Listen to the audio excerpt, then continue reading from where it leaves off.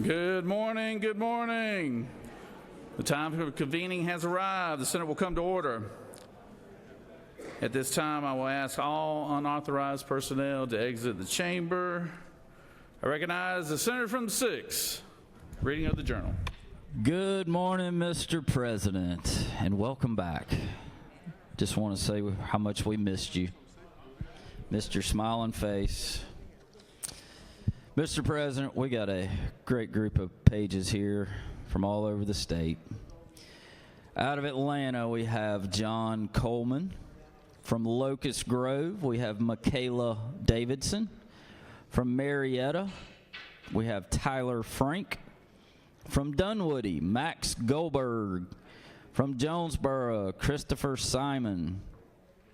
From Buford, Jose Tabares. And from Tucker, we have Matias Tejada. Y'all give these pages a big round of applause. We appreciate your service to the great state of Georgia and, of course, the Georgia Senate. Mr. President, the journal has been read and found to be correct, so I move we dispense with the reading of the journal. Thank you, Senator. I appreciate that, and thank you to our young pages back there putting in the hard work. I remind everybody in the gallery that if you have children or grandchildren like the page, they can come see you, can't they, there, Chairman? We got a good-looking group of people in the gallery up here. We got the ladies of Spelman College here today. How about that?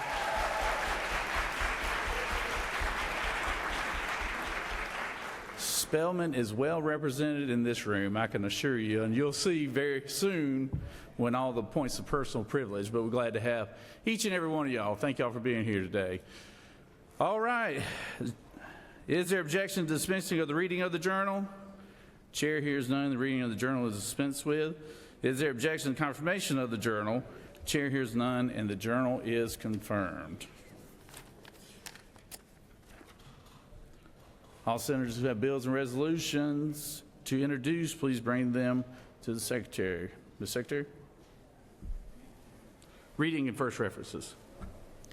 Senate Bill 430 by Senators Robertson of the 29th and others, a bill to be entitled an act to amend Article 3 of Chapter 13 of Title 48 of the Official Code of Georgia annotated relating to excise tax on rooms, lodgings, and accommodations so as Finance. Senate Bill 431 by Senators Kirkpatrick of the 32nd and others, a bill to be entitled an act to amend Code Section 20-2-670 of the Official Code of Georgia annotated relating to disclosures and information. Senate Bill 432 by Senators Walker III of the 20th, a bill to be entitled an act to amend Title 20 of the Official Code of Georgia annotated relating to education so as to extend automatic repeals. Finance. Senate Bill 433 by Senators Strickland of the 42nd and others, a bill to be entitled an act to amend Article 3 of Chapter 2 of Title 40 of the Official Code of Georgia annotated relating to prestige license plates and special plates for certain persons and vehicles so as to provide for special license plates for persons with autism spectrum disorder or a developmental disability and for Children and family. Public safety. Senate Bill 434 by Senators Jackson of the 41st and others, a bill to be entitled Children an act to Senate Bill 435 by Senators Goodman of the 8th and others, a bill to be entitled an act to amend the Official Code of Georgia. Senate Bill 436 by Senators Howard of the 35th and others, a bill to be entitled an act to amend Chapter 80 of Title 36. Senate Bill 437 by Senators Dixon of the 45th and others, a bill to be entitled an act to amend Part 2 of Article 1 of Chapter 2 of Title 8. Government General. Mr. President, that completes the order. Secretary Reed reports with standing committees.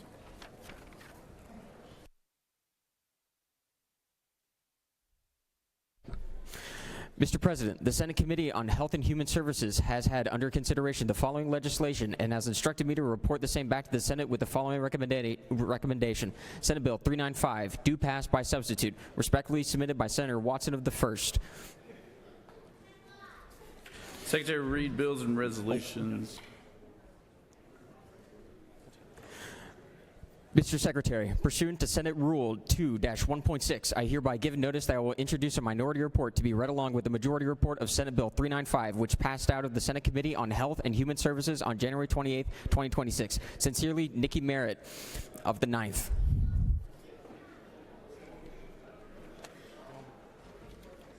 Mr. President, the Senate Committee on Economic Development and Tourism has had under consideration the following legislation and has instructed me to report the same back to the Senate with the following recommendation. House Bill 455, do pass. House Bill 420, do pass. Senate Bill 420, do pass. Respectfully submitted by Senator Eccles of the 49th. Mr. President, the Senate Committee on Finance has had under consideration the following legislation and has instructed me to report the same back to the Senate with the following recommendation. Senate Bill 382, do pass by substitute. Respectfully submitted by Senator Huffstetler of the 52nd. Mr. President, the Senate Committee on Public Safety has had under consideration the following legislation and has instructed me to report the same back to the Senate with the following recommendation. Senate Bill 116, do pass by substitute. Respectfully submitted by Senator Albers of the 56th. Mr. President, that completes the order. Minority report. Dear Mr. Secretary, pursuant to Rule 2-1.6, I hereby give notice that I will introduce a minority report to be read along with the majority report of Senate Bill 116, which passed out of the Senate Committee on Public Safety on January 28, 2026. Sincerely, Kimberly S. Patrick Jackson, Senator from the 41st. Mr. President, that completes the order. Secretary, read bills and resolutions for the second time.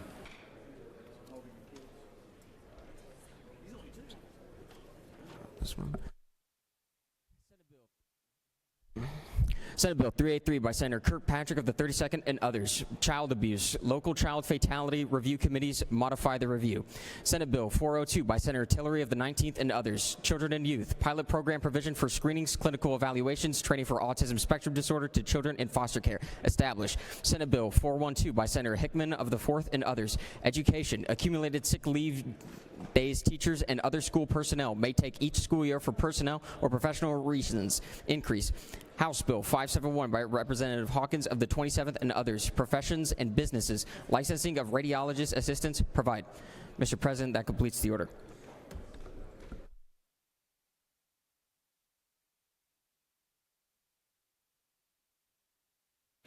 It is now time for the morning roll call. All senators who'd like to make a motion. Recognize the senator from the 2nd, Savannah, Georgia, the pride of Savannah, Georgia. Thank you, Mr. President.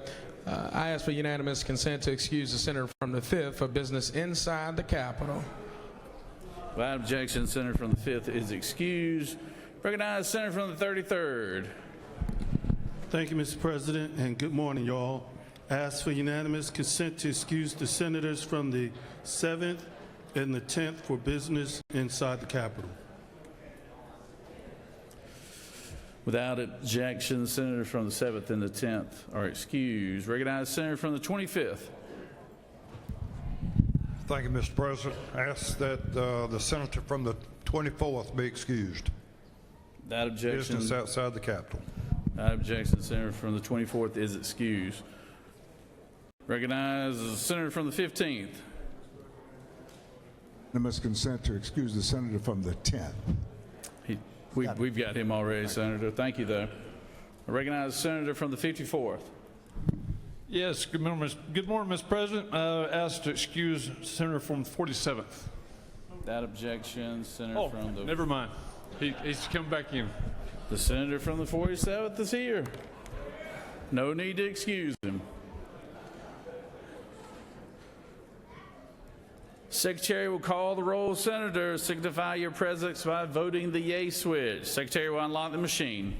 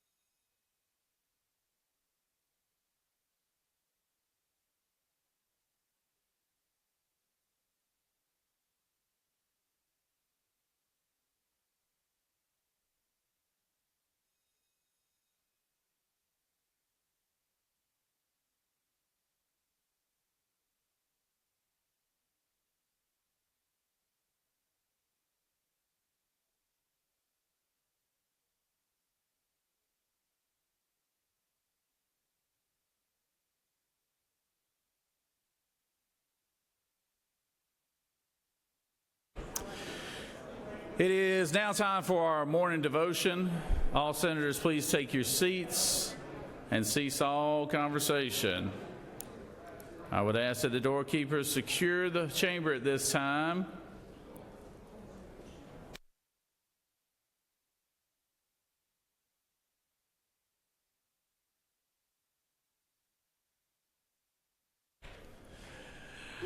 Now recognize the senator from the 17th who will lead us in our pledge and introduce our chaplain of the day. Senator.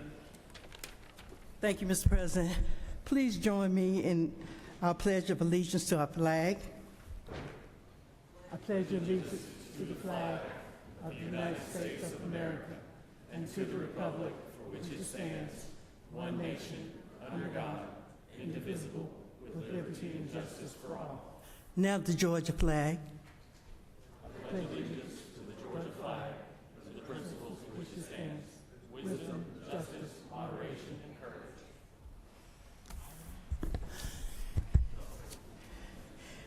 Thank you and good morning. I am pleased to have Reverend Dr. Nichelle Gertie as our chaplain of the day. Dr. Gertie currently serves as the Dean of the Chapel and the Director of the Wisdom Center at Spelman College. A womanist homiletician, she is the author of Curating a World, Sermonic Words from a Young Woman Who Preaches.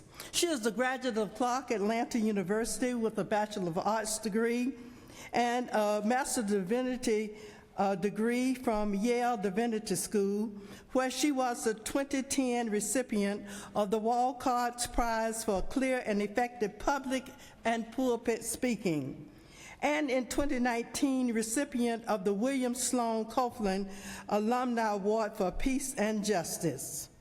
She received her Doctor of Philosophy from Gary Evangelical Theological Seminary. Her dissertation was entitled Toward a Woman Holistic Theology by Subverting Rape Culture. She currently serves as the Vice Chair of the Board of Directors for the Forum for Theological Exploration. She holds membership in the Society for the Study of Black Religion, the Martin Luther King Jr. International Chapel Collegium of Scholars at Morehouse College, and the Delta Sigma Theta Sorority Incorporated. Dr. Gertie is passionate about serving Black women and creating innovative vehicles for our stories.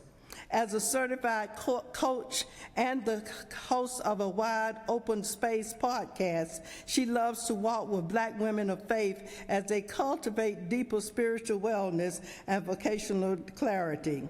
For her service and dedication, she has been recognized by media outlets such as Time, Ebony, the New York Times, Vice, and more. She lives in Atlanta with her husband and their son.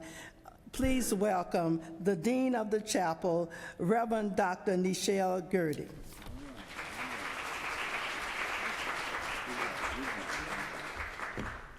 Good morning.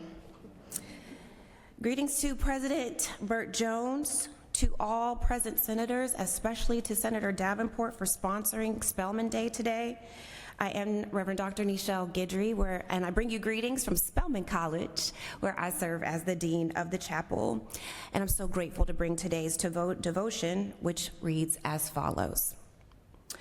On a Judean mountainside, the one who was the living word momentarily paused his ministry of healing to teach a swarming crowd who were desperate to understand the kingdom he came proclaiming, the kingdom he embodied, and the kingdom he lived and practiced even in that moment. For in sitting with the people that day, rather than sending them away, in teaching them rather than leaving them in their spiritual darkness, and in healing them rather than leaving them to languish in their sickness, the one whose name was Jesus signified the coming of a new community that was inclusive, compassionate, and that sought to make the wounded whole. This was his Sermon on the Mount, recorded in the Gospel of Matthew, chapters 5 through 7.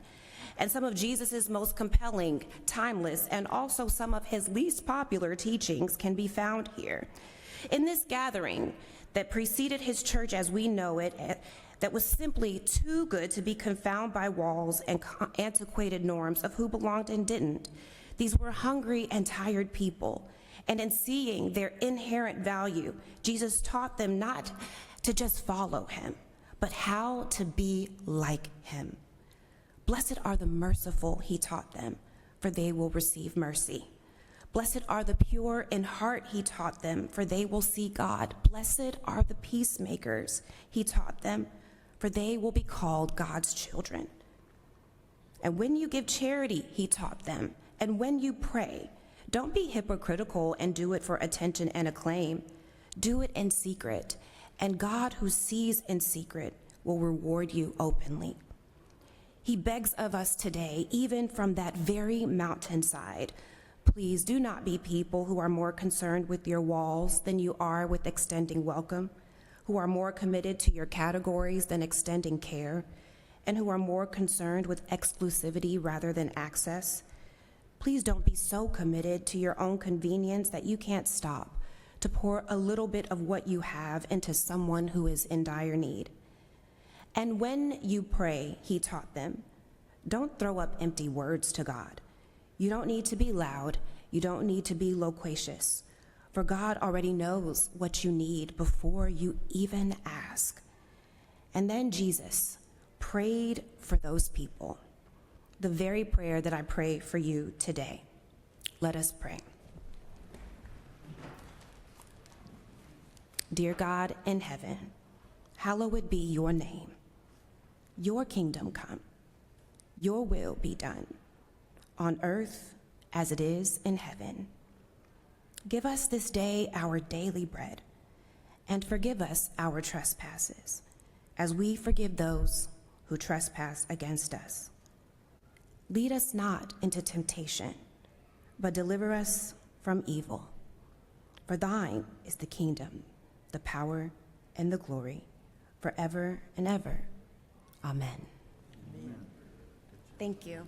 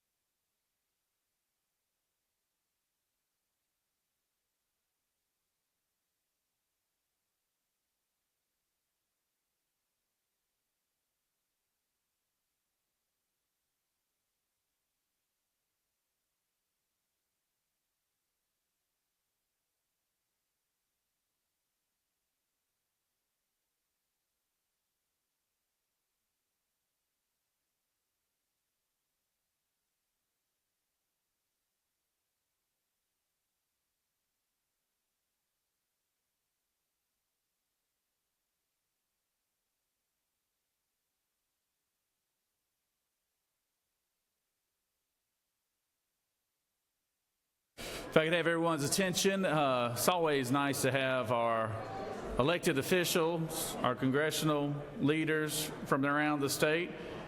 And if I can get everybody's attention. Everybody's attention.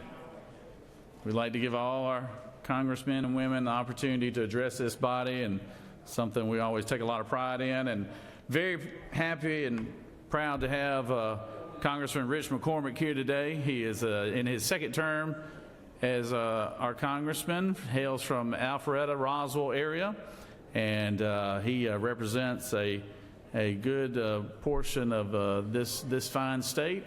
He's done an outstanding job while serving in Congress. He is a medical doctor by trade, proud graduate of Morehouse School of Medicine, and former military SEAL, right? Navy SEAL? Marine pilot. Marine. I'm sorry. I'm going to get hit now. I'm sorry. All right. A former Marine, just like the dean of our fine chamber here. But Congressman McCormick is, like I said, has done a great job. He represents our state very well. We're happy to have him here today, and y'all please give him a warm Senate welcome. Thank you.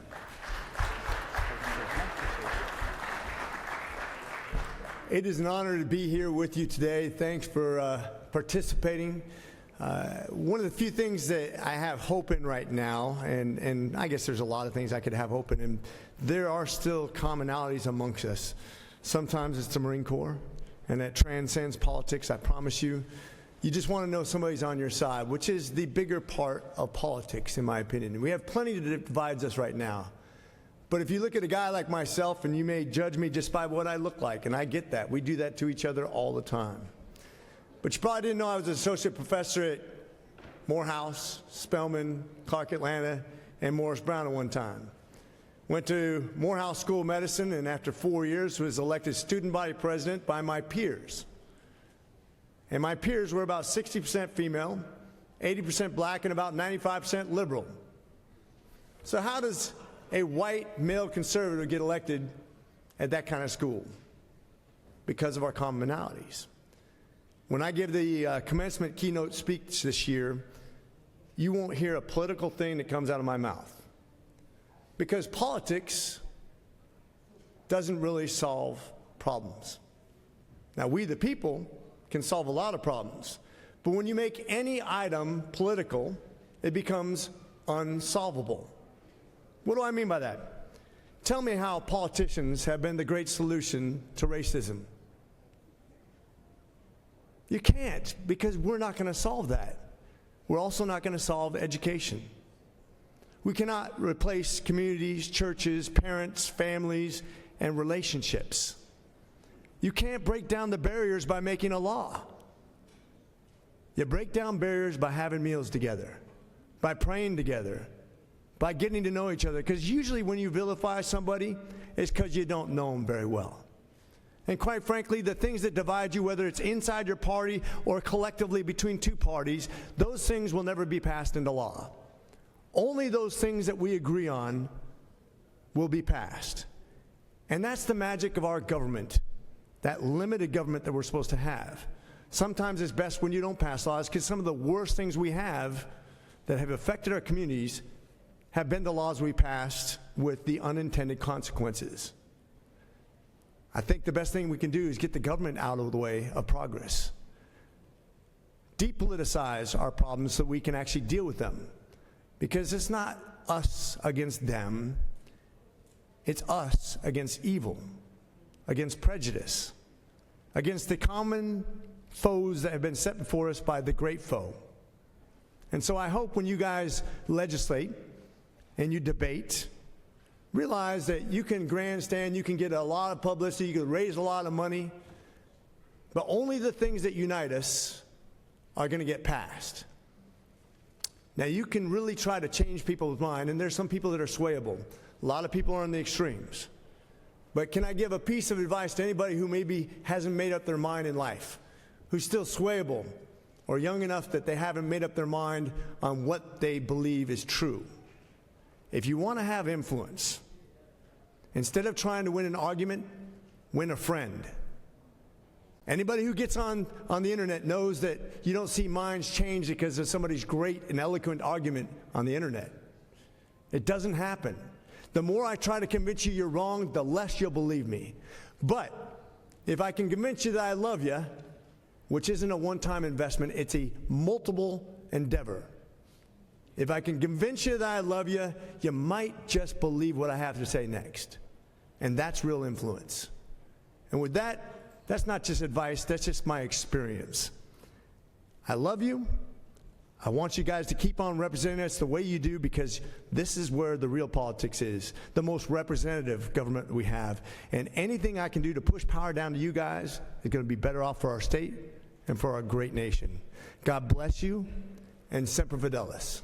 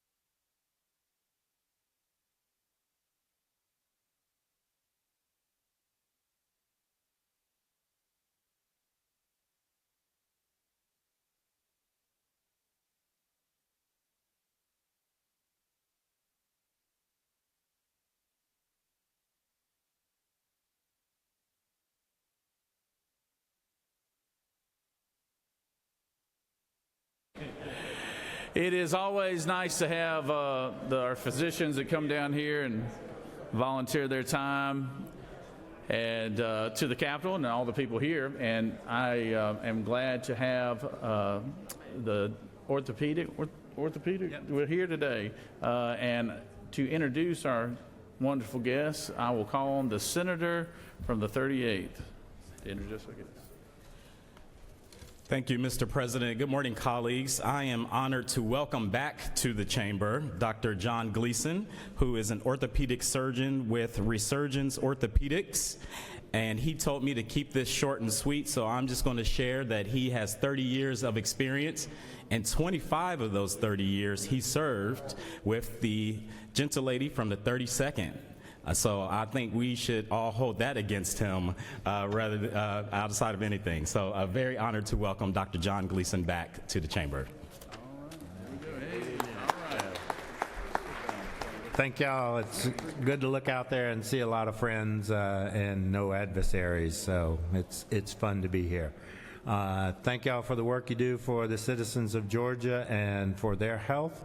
And good luck. You have 31 more days to do it. All right, good job. Good job.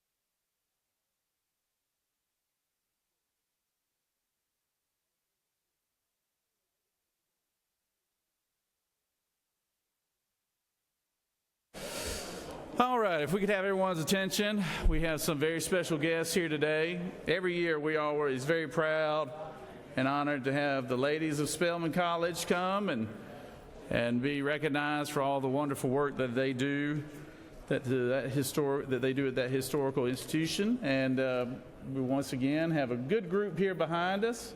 Young lady getting ready to graduate from theater. I got a good feeling we're probably going to hear from her in a second here. But Secretary, read the resolution, then we'll ask the senator from the 17th to introduce.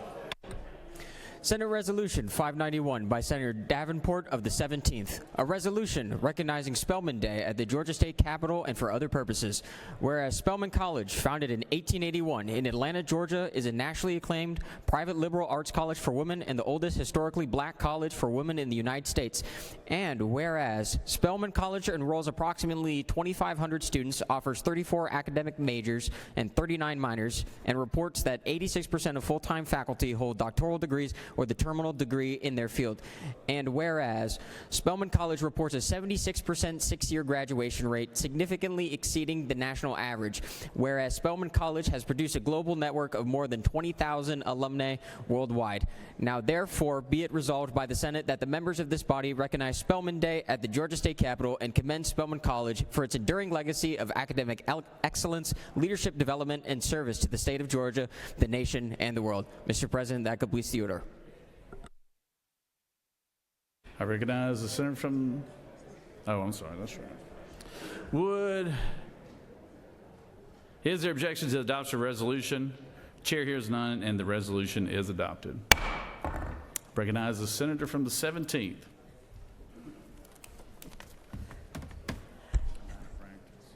Thank you, Mr. President. Colleagues and guests, I am honored to recognize my alma mater, Spelman College. It's Spelman Day at the Capitol.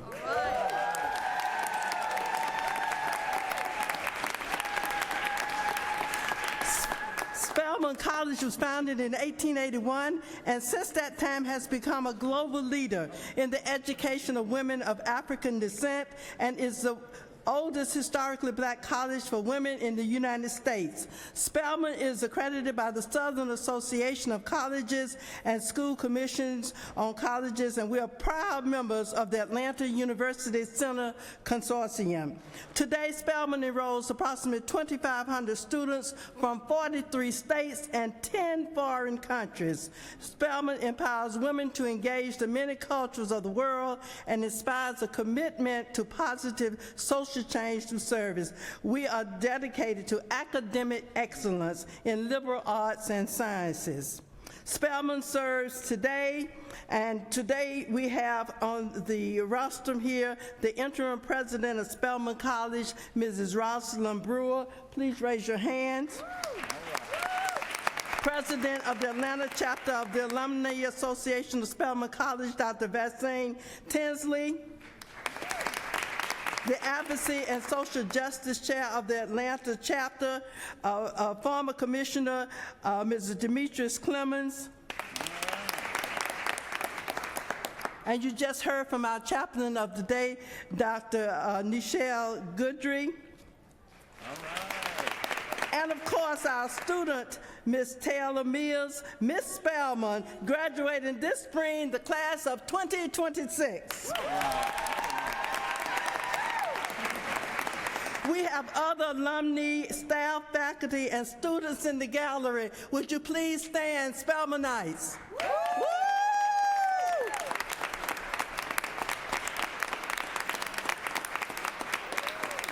I have joining with me today the senator from the 36th, the senator from the 26th, the senator from the 43rd. Give them a big hand. And accepting the resolution is our interim president, Mrs. Rosalind Brewer, one from chemists and now one of America's most powerful businesswomen. former CEO of Global Healthcare Division of Kimberly-Clark, CEO of Sam's Club, a subsidiary of Walmart's, and CEO of Walgreens Boots Alliance, now leading the #1 HBCU, Spelman College. Please welcome Mrs. Rosalind Brewer.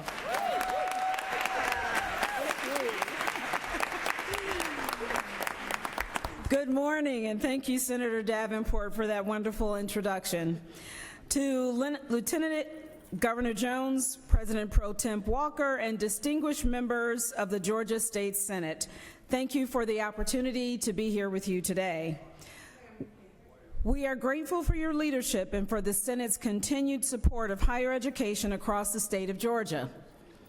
I am delighted to share Spelman Day at the Capitol with members of the National Alumni Association of Spelman College, Incorporated, the Georgia chapters, along with our students, our faculty, and our staff. Thank you for recognizing Spelman College today. Spelman College plays a critical role in Georgia's economic vitality, workforce development, and leadership pipeline. Our graduates live, work, and lead across the state, particularly in Metro Atlanta, contributing to key sectors including healthcare, education, public service, technology, and entrepreneurship. Spelman's mission is especially relevant today in its rapidly changing economy. We prepare students to think critically, work across disciplines, adapt to change, and lead with purpose and those qualities that serve Georgia's employers, communities, and public institutions so well. We are proud of Spelman's continued academic excellence. Spelman is ranked #1 HBCU for 19 consecutive years, ranked #2 nationally for social mobility, #7 for learning communities, and #37 among all national liberal arts colleges by U.S. News & World Report. But most recently, Newsweek named Spelman the #1 best college for women in the nation. These outcomes are made possible in part through Georgia's commitment to student access and affordability. We are deeply grateful for HOPE and other state financial aid programs, including those that support students attending private colleges. This support is critical for Spelman students and their families and helps ensure talented Georgians can pursue higher education here at home. We are also grateful for recent philanthropic investments, including a $16.5 million gift from the Arthur Blank Family Foundation here in Atlanta, and a $38 million unrestricted gift from the Mackenzie Scott family, which directly supports student completion, academic excellence, and campus modernization, advancing Spelman's strategic priorities and strengthening our long-term impact. Our students continue to excel, earning nationally competitive scholarships, engaging in meaningful civil service, expanding literacy through programs like Spell Reads, and strengthening local economies through initiatives such as the Center for Black Entrepreneurship. I am proud to lead Spelman during this important moment for higher education.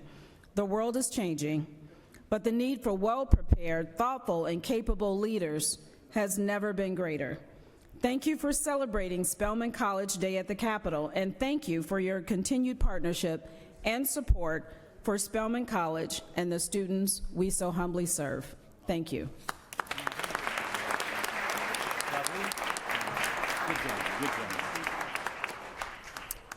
So nice to have the leadership here at Spelman and all the fine ladies there in the gallery. We do have one of our local celebrities with the AJC as a proud graduate of Spelman College, Maya Rabu. Okay, give her a round of applause here. Now, I did that for myself because she never writes anything good about me, so I'm hoping maybe she'll give me a pass this time. But I'm kidding. Maya knows I love her. And one correction here, the senator from the 26th is not a graduate of Spelman College, right? He would like to have been. He would like to have been.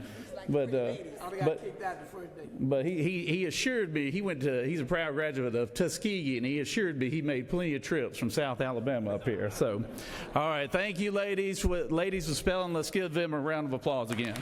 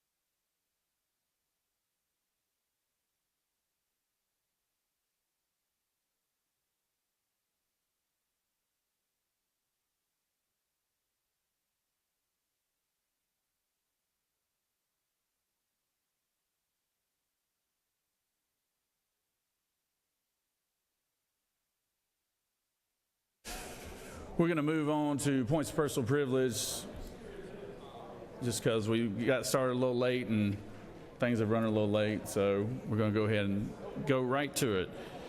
I recognize the senator from the 47th for a point of personal privilege.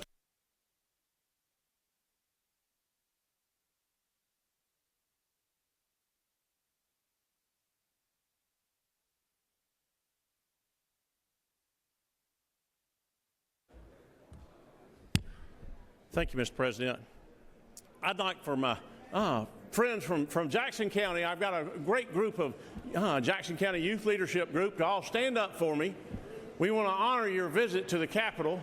Said Jackson County is a little unique in that there are three school districts, but we quickly added the fourth one last year, so there are actually 4 school districts in Jackson County. 3 of them are represented here with the Jackson County youth leaders. My colleague from the 50th and I want to welcome you to the Senate, and we'd like to give you a big round of applause. So great to have you all here this morning.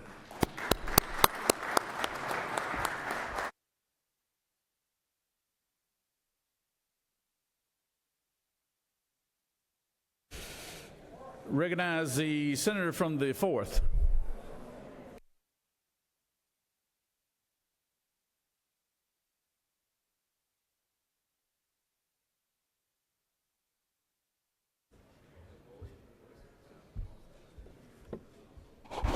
Thank you, Mr. President. Many of y'all know the term rolling thunder, right? Oh, yeah, we all know that term. But today at the Capitol it's called strolling thunder, excuse me, strolling thunder. So let me tell you a little bit about that. You may have noticed a buzz of activity around the Capitol today, of the Gold Dome today. Our friends at the Georgia Early Education Alliance for Ready Students, commonly referred to as GEARS, are having their annual event, Strolling Thunder, where young children birth to 5 and their families join us at the Capitol. I've already seen many children out there already this morning. Early childhood is an incredible window of opportunity where brains are developing more rapidly than at any other point. Our youngest children are our future, and we know that. Please say hello to any of our tiny constituents if you see them in the halls, and join Gears and their families across the street later on today at the freight depot for lunch. Thank you, Mr. President. I yield to Will.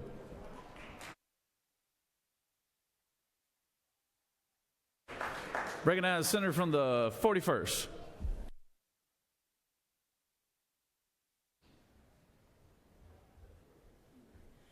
Good morning, colleagues. This is really for my son who has gone back to the office to watch on TV because this place was a little more hectic than a 5-year-old could handle. But I want to wish Reese a happy 5th birthday. So honored. Thank you all to this body. You all have welcomed him with such graciousness, but I'm deeply honored to be able to be his mom. So many of you all know he came into our lives when he was just 2 years old in a really sudden moment, and we have gotten to love him and care for him with so much passion. So happy birthday, Reese. We love you, and I'll see you soon.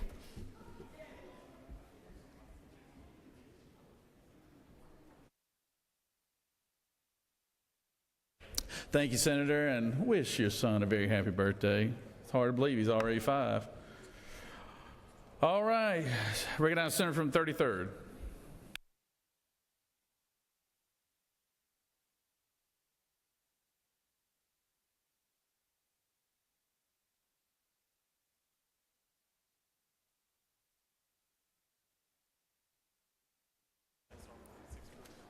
Thank you, Mr. President, my fellow senators, colleagues, friends, and y'all. I am pleased to share with you that the senator from the 48th and I will be serving as the bipartisan co-chairs of the newly created Senate India Caucus. The Senate India Caucus is a bipartisan coalition that promotes a relationship between India and the state of Georgia based on mutual trust and respect to increase close collaboration across a broad spectrum of strategic interests, such as promoting democracy, economic development, and cultural partnership along with friendship. You will today receive an email inviting you to join our caucus.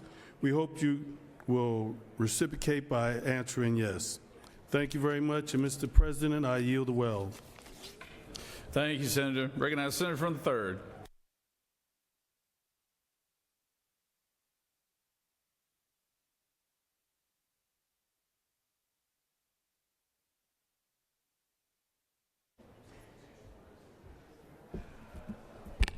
Thank you, Mr. President. Colleagues, you'll notice on your desk you have an invitation from the Brunswick Golden Isles Chamber of Commerce for their State Leadership Appreciation Dinner. It's on February the 17th. It's about 3 weeks away.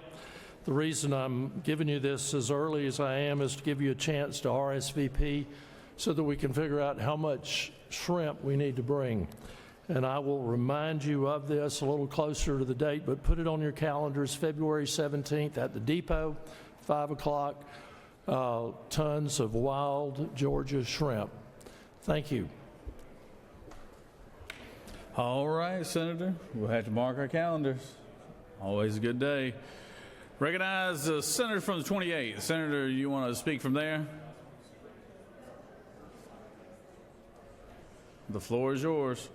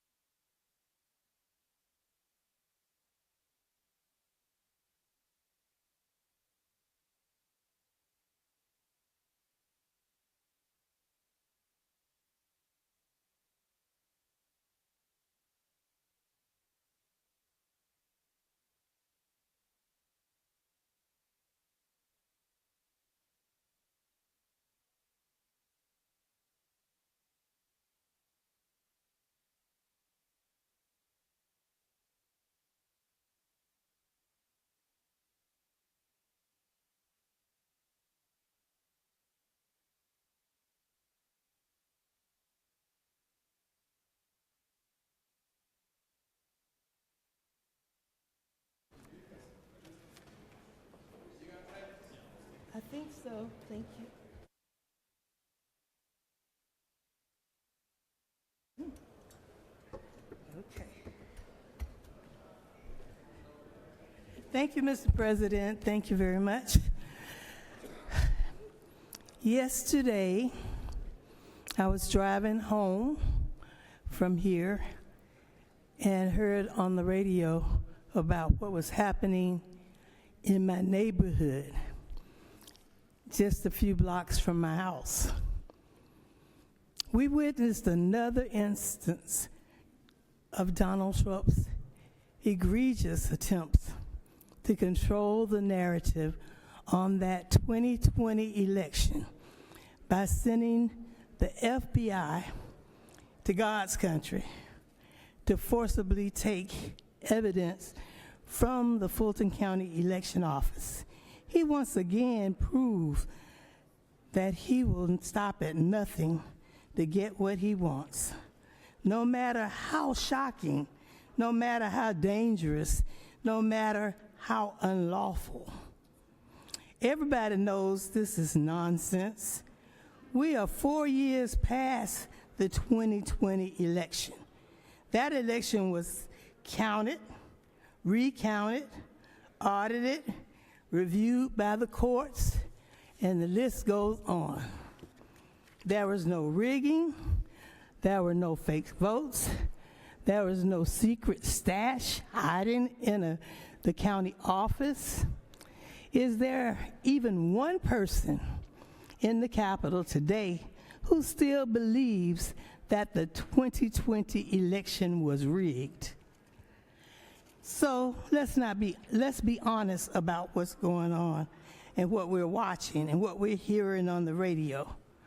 When state officials follow the law and refuse to hand over protected voter data, suddenly we see the federal government intervening.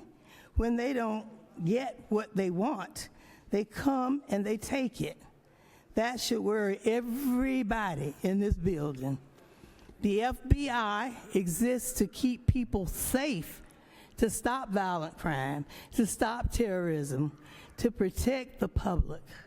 It is not supposed to be the president's personal plaything. Using federal law enforcement to chase political grievances of 2020, this is wrong. It tells voters that the rules only matter when they're convenient. If the federal government wants something, there's a process. They should think they're entitled to it, the real process, and not what they come up with. There's a court. What there should be, should not be, is intimidation dressed up as enforcement. Actions like this undermine trust, intimidate election workers, and pull Georgia backwards. We should be governing in 2026, not replaying 2020 like it never ended. This body should reject chaos, reject political theater, and reject using our law enforcement as a personal tool, as a weapon. Georgia has been a national model for election integrity. We do not need federal raids to protect our democracy. We need leaders with the moral clarity to defend it. History teaches us that democracy does not vanish overnight. It is not dismantled slowly, legally, and often with applause from those who believe that it will benefit them. Ladies and gentlemen, we must not become that casualty. It is too late to reverse democracy. It's time to move forward. So Georgia, let's move forward and not backwards. Thank you. Recognize Senator from the 38th for appointed personal privilege.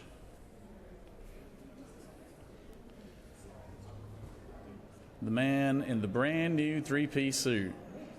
Senator, that suit didn't come off the rack now. I know that. You had to get measured for that. Huh? Thank you, Mr. President. We're going to get you one. Colleagues, yesterday, Senate District 38, my district, became ground zero for the latest assault on American democracy. An assault that did not begin yesterday, but one that began to unfold in 2020. Colleagues, no matter what you saw on the news, I want to share something with you. I was there, and here's what I know to be true.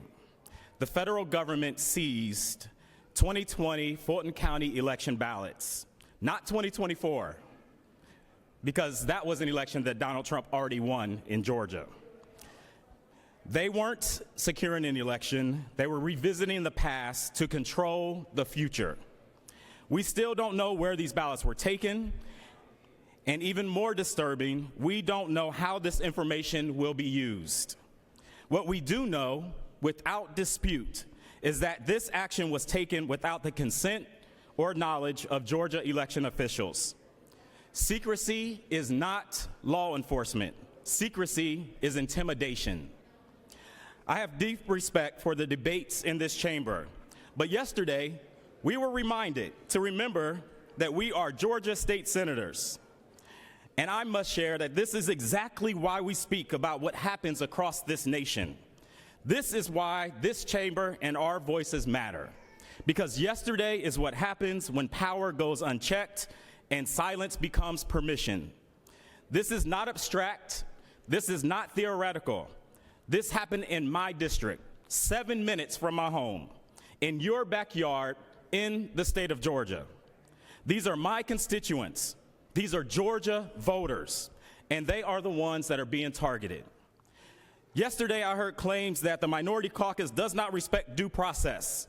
Well, there is nothing more disrespectful to due process than seasoned ballots in the dark. Let me be clear. Yesterday was not about a sore loser. This isn't about 2020.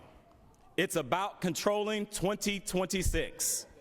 This is about a president who knows that his grip on power is slipping and who is willing to weaponize the federal government to hold on to it.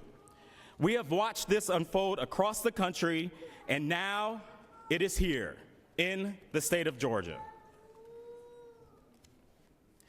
This should concern every Georgian, not just those here in Metro Atlanta. White, Black, Democrat, Republican, Independent, urban, and rural alike. I am sounding the alarm because democracy does not collapse all at once. It erodes when good people are told to look away. If ballots can be seized without transparency, if election workers can be sidelined without consent, if fear replaces trust, then the question is no longer who wins elections, but whether elections still belong to the people. This chamber must choose. Our state must choose. This country must choose. Silence or the Constitution.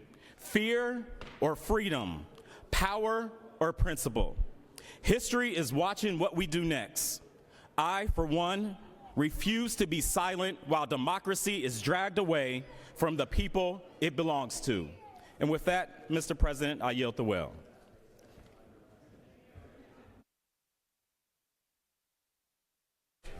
Recognize the senator from the 5th for appointed personal privilege.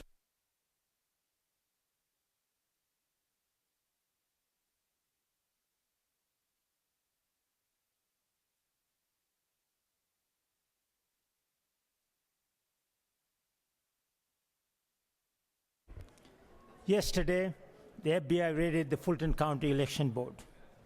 They were, once again, searching for materials related to 2020 presidential election, an election that has been audited, litigated, reviewed, reaffirmed, and yet, years later, fairy tales and conspiracy theories refuse to loosen their grips. These fantasies have already done real damage. They have poisoned trust, fractured communities, and now they threaten something even bigger, confidence in 2026 election and in our ability to govern ourselves. Our people deserve more, and they deserve better. This year marks the 250th anniversary of American founding. I wasn't born into it like so many here. And choosing America means choosing the ideas it was built on. A government of the people, by the people, providing that free citizens can govern themselves. We do not need a king who treats law enforcement like personal errand boys, chasing imaginary nightmares dreamed up to cling to power. Today, we must condemn this. We must stand up clearly and courageously for the values America was founded upon. Thank you. I yield the word.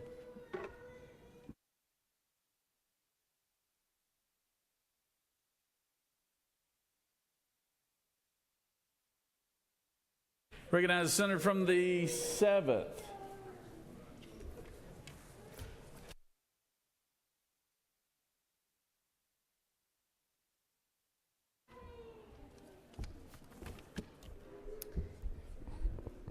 Thank you, Mr. President. I rise to talk about what happened yesterday. Federal agents executed a search warrant at Fulton County's election facility and took records and ballots from the 2020 election. And I want to begin with what should be obvious, but apparently still needs to be said out loud in 2026. This is not about 2020. This is about 2026. This is about who controls what comes next. Because nearly 6 years after Georgia voters made their choice, some people are still trying to keep the state trapped in a permanent argument about the last election so they can justify rewriting the rules for the next one. This is not random. This is not isolated. This is not just one more headline. It is part of a larger scheme, an intentional campaign to manufacture doubt, flood the zone, and then claim that the only solution is takeover. They want Georgians exhausted. They want voters confused, and they want the public so overwhelmed that people stop asking the most important question of all. Who benefits from keeping Georgia in chaos? Because when you can't win an election fair and square, you try to control who runs it. When you can't persuade voters, you try to control the process. And when you can't accept the truth, you try to bury it under noise. And that noise has a purpose. It's the same play every time. Step 1, call it emergency. Step 2, say the locals can't be trusted. Step 3, replace local control with political control. And if that sounds familiar, it's because we've watched versions of it unfold across this country where the goal isn't security, the goal is power. The goal is power. Now let's talk about something that should alarm every Georgian, no matter what party you belong to. The U.S. Department of Justice has been suing for access to Georgia's unredacted statewide voter registration data.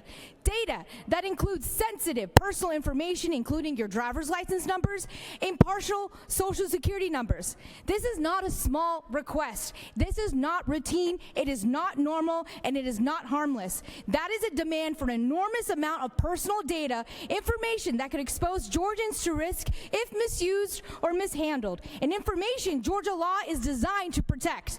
So pair that with what happened in Fulton County, and the picture becomes clear. This is about information. It is about leverage. It's about control. Because once you convince people the system can't be trusted, you can justify almost anything. Taking authority away from local communities, centralizing control, changing rules in the name of confidence, and setting the stage to interfere with elections that haven't even happened yet. And let me say this part in plain English. Georgia is a swing state. Georgia is ground zero, and Georgia will be targeted. We're not guessing anymore. We're watching it happen in real time. And the question is, whether we are going to pretend it's normal or whether we are going to name it for what it is. This is the politics of pretext, the politics of manufactured doubt. The politics will accept elections only when we win them. And while they are trying to keep Georgia locked in a never-ending fight about 2020, real people are living in 2026. Families are paying more and getting less. Hospitals are closing. Rent is rising. Insurance premiums are rising. Wages are not. And that contrast matters because it tells you what this is really about. When leaders have nothing to offer on affordability, nothing to offer on healthcare, nothing to offer on stability, they reach for the oldest trick in politics. Keep people afraid, keep people angry, and keep the spotlight on anything except the bills piling up on the kitchen table. So here's my message today. We will not let the future of Georgia elections be decided by people who are still trying to relitigate the last one. We will not let Fulton County be turned into a permanent scapegoat so someone else can justify a takeover. We will not let confidence become a code word for control, and we will say it clearly over and over until nobody can pretend they do not understand. This is not about 2020. This is about 2026. Thank you. Recognize the senator from the 29th.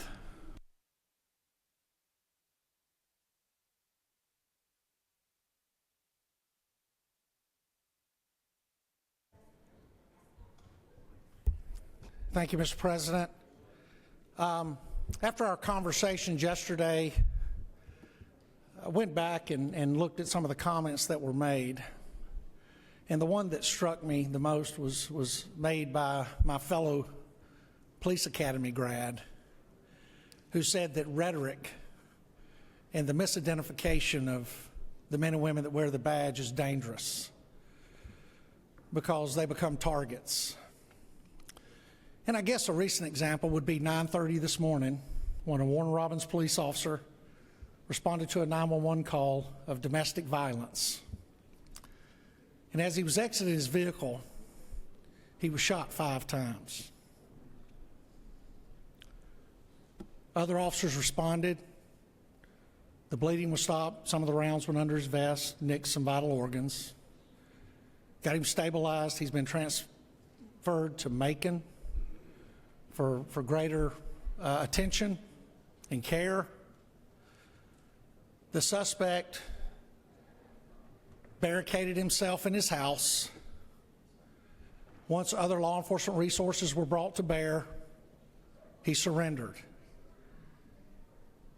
He'll be taken to the Warner Robins Police Department. He will be Mirandized. And if you don't know what that means, he'll be read his rights under the Miranda decision to make sure he doesn't incriminate himself. He'll be made aware of all of his constitutional rights. If he's hungry, he'll be fed. If he's thirsty, he'll be given something to drink. He'll be provided with legal counsel, and the wheels of due process will start. Now, that officer had no due process this morning. He responded to help somebody, and somebody saw him as a threat to what they wanted to do. And this is why the words we speak in this chamber are important. And this is why the late great comedian George Carlin said, when your ideology becomes your identity, then you no longer matter. This officer mattered. What we say in this chamber matters. And Mr. President, I would ask for a moment of silence as we think about this officer, his family, his loved ones, and his fellow officers as he fights for his life. The senator requested a moment of silence. Let's please stand and give him that moment. And all our prayers go out to that family there in Houston County. Thank you, Mr. President. I yield the well. Thank you, Senator. Recognize the senator from the 44th for a point of personal privilege.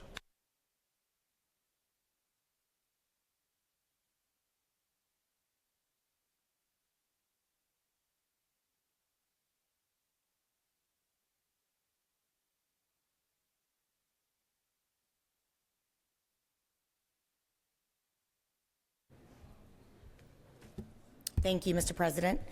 Today, Georgians woke up to a stunning and disturbing headline: the FBI raiding a Fulton County elections facility, seeking ballots from the 2020 election, an election that was decided, audited, recounted, litigated, and certified more than 5 years ago. This is not normal. This is a man and a political party trapped in a fever dream. This is a political party terrified of telling one man the truth. I really should not have to repeat this truth, but for the sake of history, Joe Biden won the 2020 election. Donald Trump lost. Here in Georgia, we counted the ballots 3 times. We conducted a full hand recount. Courts at every level here and around the country rejected claims of fraud. Republican elected officials, including our Governor Kemp and Secretary Raffensperger, certified the results, and that should have been the end of it.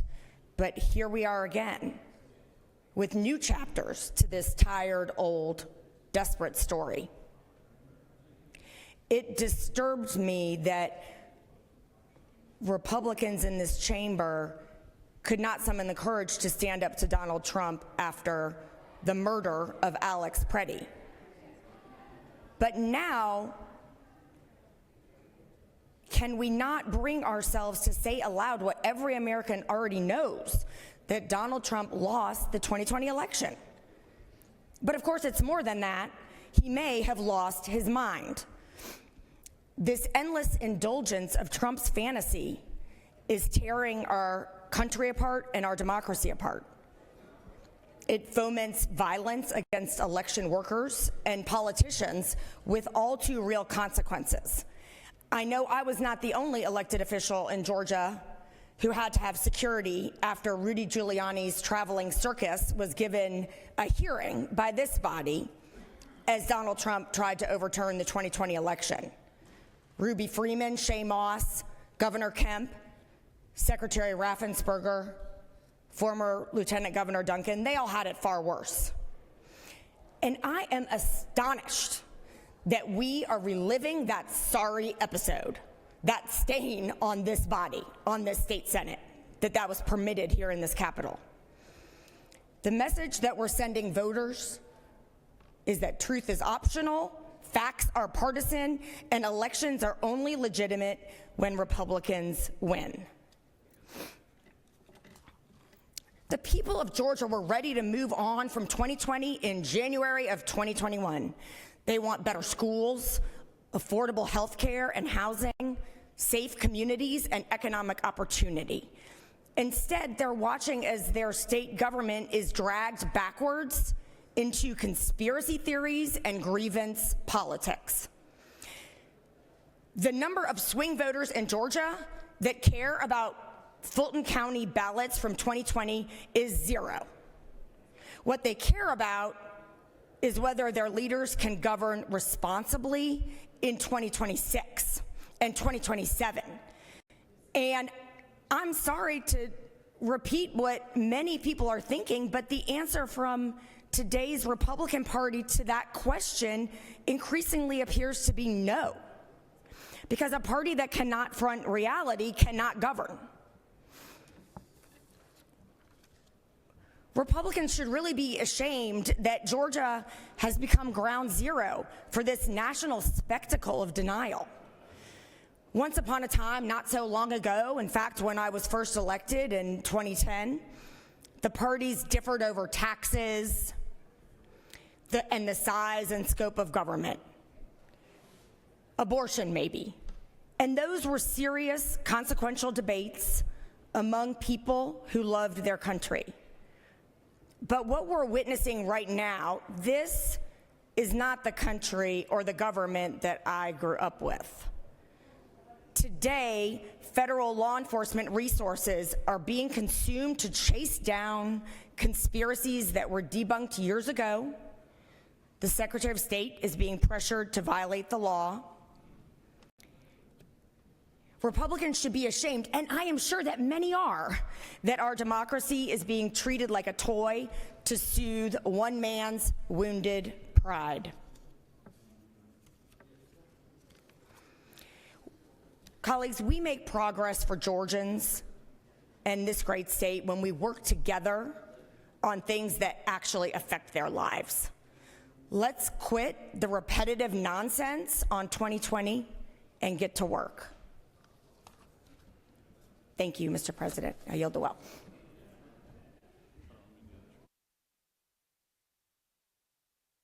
Recognize the senator from the 9th.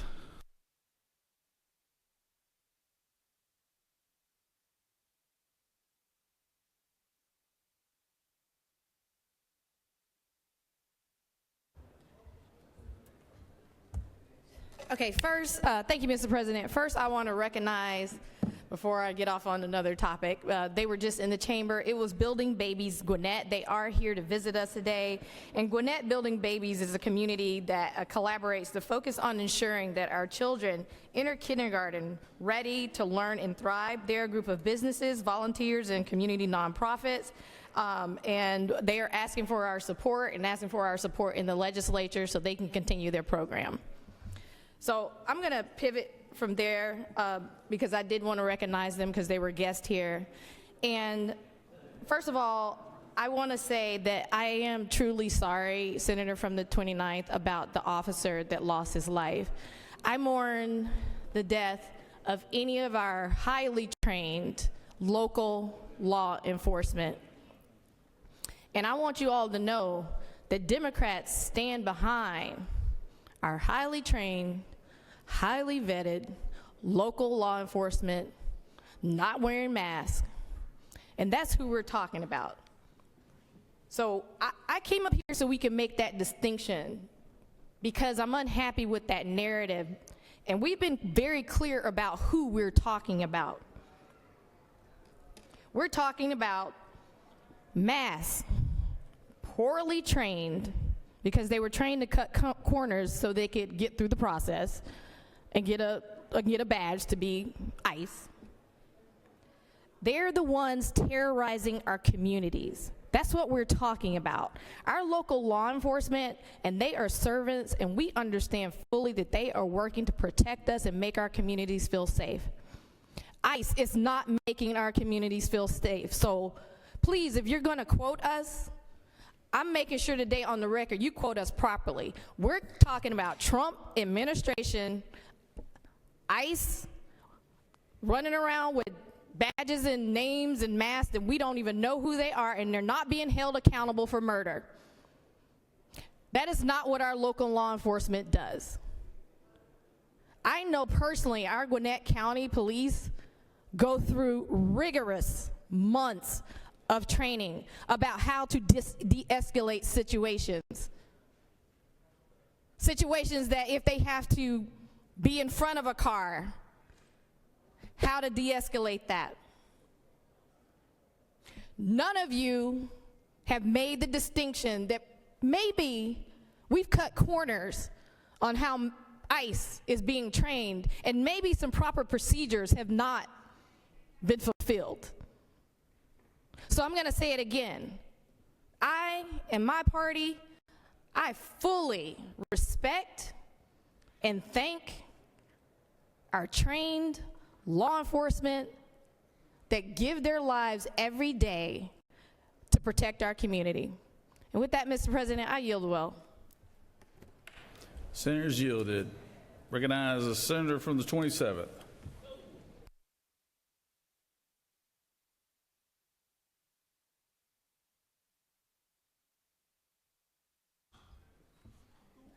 Thank you, Mr. President. I want to remind everyone what happened yesterday as it relates to the actual fact pattern of law. And a warrant was issued by a magistrate judge based on probable cause after evidence was submitted. Not a Trump-appointed judge, a magistrate judge. That is the way that the law enforcement process works in America. But we have heard repeatedly that everything was perfect with 2020. In fact, I think we probably at this point could trademark the most secure election in American history. What qualifications we use to measure that, I have no idea. But let's go back to what actually happened in 2020 if we're going to have the conversation. Drop boxes, invented out of thin air, nowhere in Georgia law. Mobile voting units moving through Fulton County to 80% Democrat precincts, 81% Democrat precincts to be precise, nowhere envisioned in Georgia law. 6.8 million absentee ballot request forms with a first-class stamp sent to every registered voter in the state of Georgia, nowhere envisioned in Georgia law. If you count the same ballots 3 times, in theory, you should get numbers that match. But that didn't happen either. Let's talk about the recount that happened. 3,930 double-scanned ballots in Fulton County alone. Thousands of those have been confirmed by the state election board. Governor Kemp actually raised the concerns of the Moncla-Rossi report, and we now know that there were double-scanned ballots. But even after the ballots were double-scanned in Fulton County, did the numbers match on the second recount? Nope. They were still off by 850 ballots. Not one person here can answer the question of how that happened, and that is a legitimate question. We know that ballot images were deleted. We know that test ballots were included in the recount process, and we have that confirmed. But I want to take just a minute and talk about what the Democrats did in response to legitimate questions over the 2020 election. A former constituent of mine, Derek Somerville, former FBI agent, ran data analysis along with another gentleman named Mark Davis. And remember the 6.8 million absentee ballot request forms that were sent out? They had a first-class stamp. So that means if you filed the national change of address form, that was automatically forwarded to your new address. And they identified reasonable cause to question the validity of 39,141 of those ballots that were cast. They knew that 160 people had been registered to vote from a single UPS store.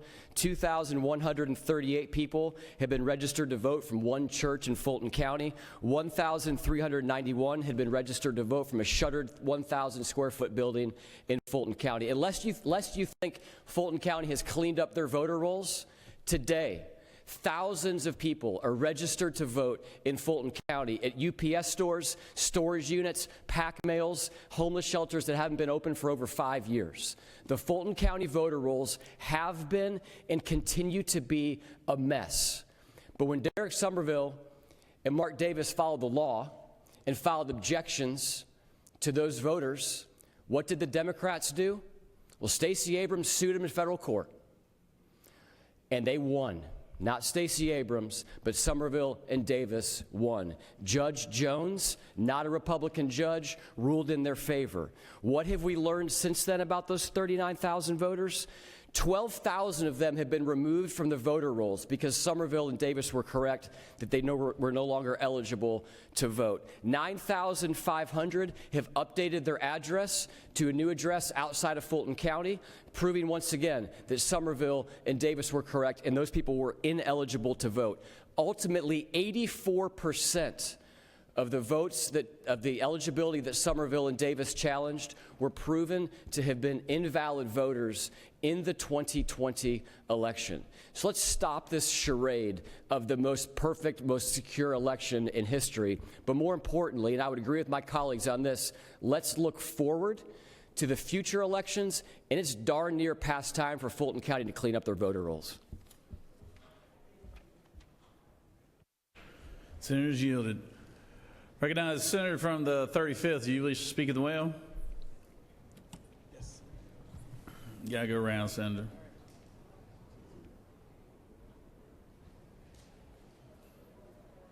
I would pick at you, but you got a serious look on your face, so you might have a serious conversation right now.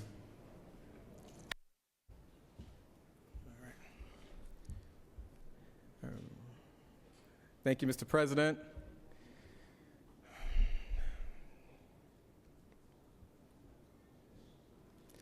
Trust in our government is at an all-time low. Trust in our institutions is at an all-time low. The cost of everything is at an all-time high. King Jesus is still on the throne. Release the Epstein files. I yield the well. Recognize the senator from the 37th.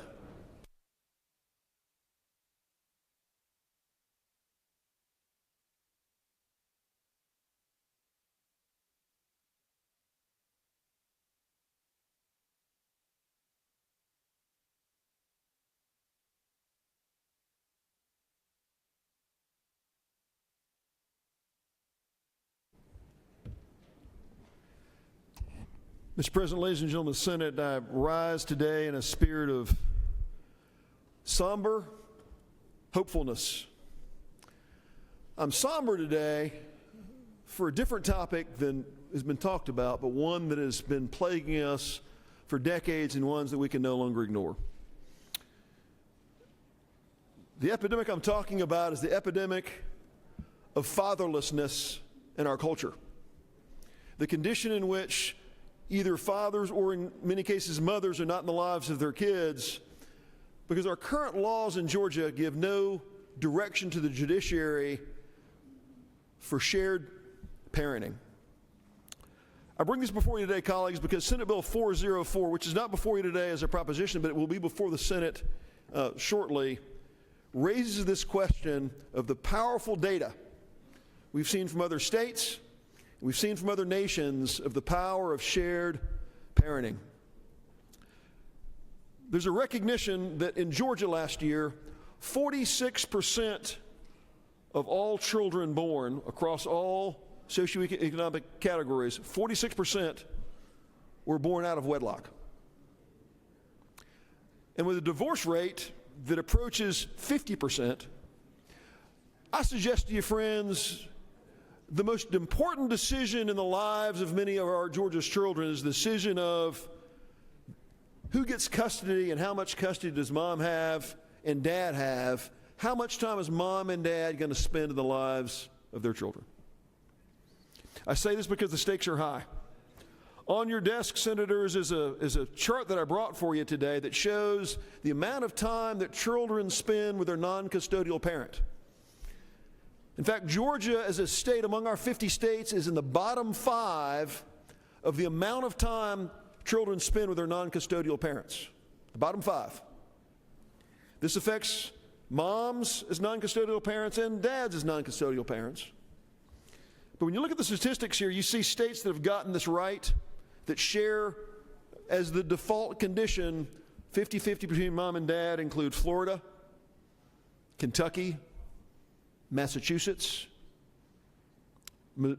Missouri, Arkansas, and others. In fact, what we've seen in those states is in passing shared parenting, where the default condition in our courts is that there's a 50-50 sharing between mom and dad in a custody hearing, and if judges, in the best interest of the child, decide by a simple preponderance of the evidence that it ought to be something other than that, they can certainly order that, and they will.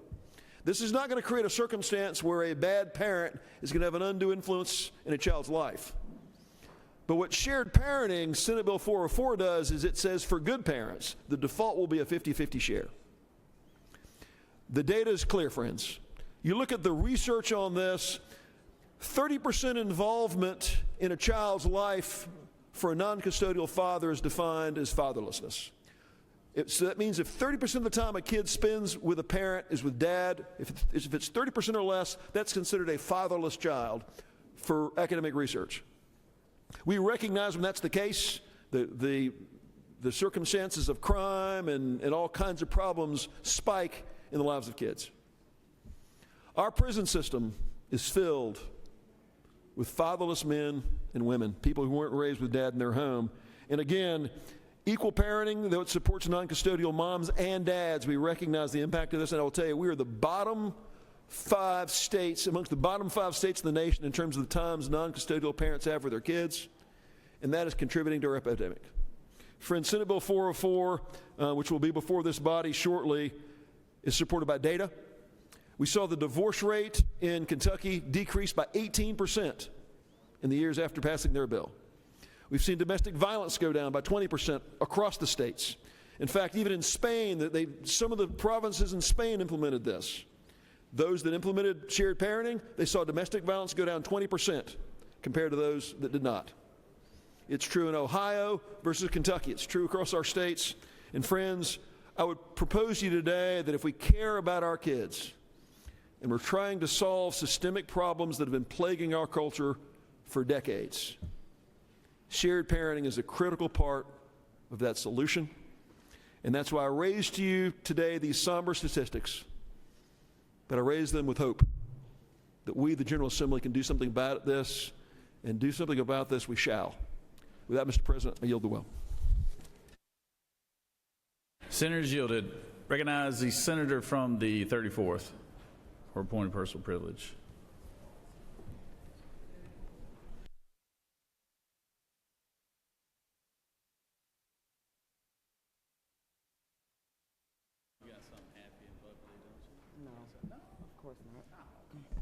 Thank you, Mr. President. Good morning, colleagues. Yesterday's raid on Fulton County's elections headquarters was not an isolated incident.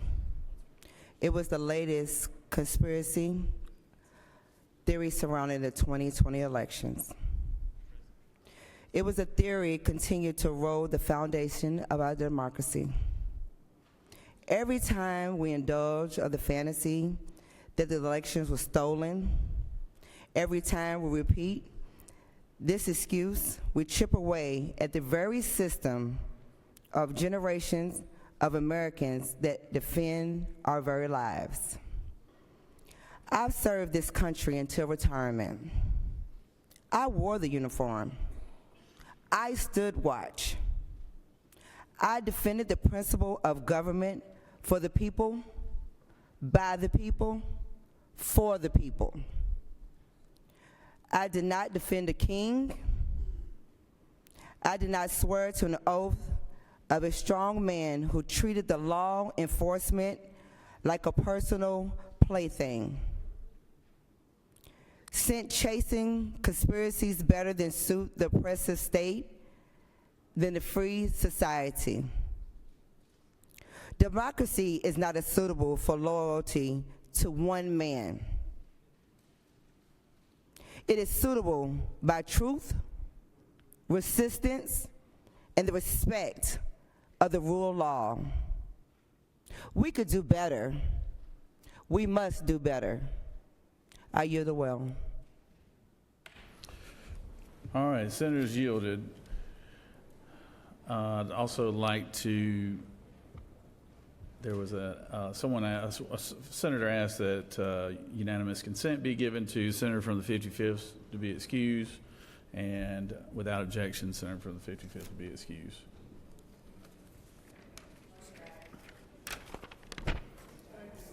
Oh, he's back. All right. Well, it's wonderful to have you, Senator. I don't know how I missed your 6'5" self walking in here. So, you have before you a consent calendar, a privilege resolution. Does any senator wish to remove a resolution from the consent calendar? Is there objection to the adoption of resolution on the consent calendar? Chair hears none, and the resolution on the consent calendars are adopted.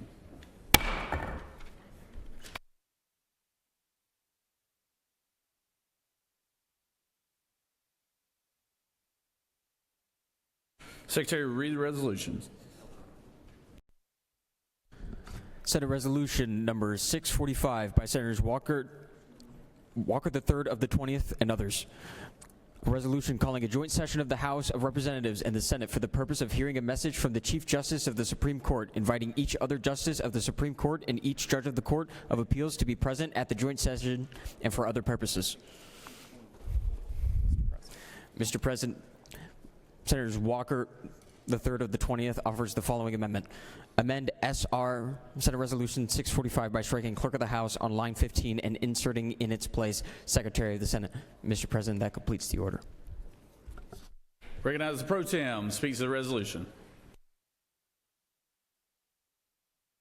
Thank you, Mr. President.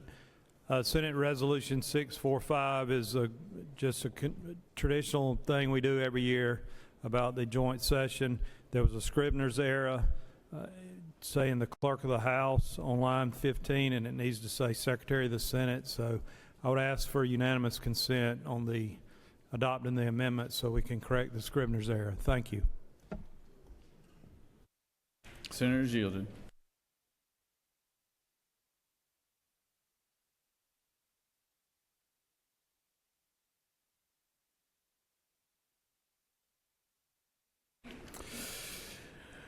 Is there objection to the adoption of the resolution?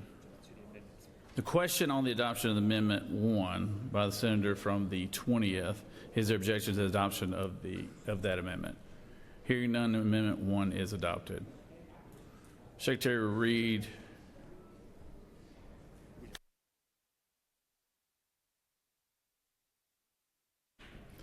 Without objection, the resolution is amended and the resolution is adopted.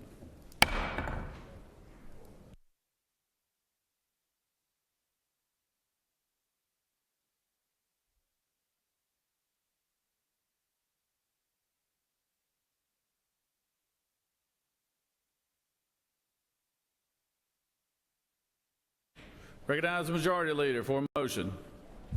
Mr. President, I move that the Senate stand adjourned pursuant to H.R. 998 until 10 a.m. Monday, February 2nd. Secretary, read the announcements. The Rules Committee will meet in room 450 of the Capitol upon adjournment. At 10 a.m., the floor session of, at 1 p.m., the Education and Youth Committee in 307 CLOB has been canceled. The State and Local Governmental Operations Committee in Mezzanine 1 at 2 p.m. Urban Affairs Committee in room 125 of the Capitol will meet at 2 p.m. The Judiciary Committee at 2 p.m. has been canceled. That was in room 307 CLOB. The Regulated Industries and Utilities Committee will meet in room 450 of the Capitol at 3 p.m. And the Insurance and Labor Committee at 4 p.m. that would meet in Mezzanine 1 has been canceled. Mr. President, that completes the order. Any other senators have any announcements? Senator from the Majority Leader has moved that the Senate stand adjourned until Monday, 10 a.m. All those in favor of the motion will signify by saying aye. All those opposed, no. The ayes clearly have it. Everybody have a good weekend.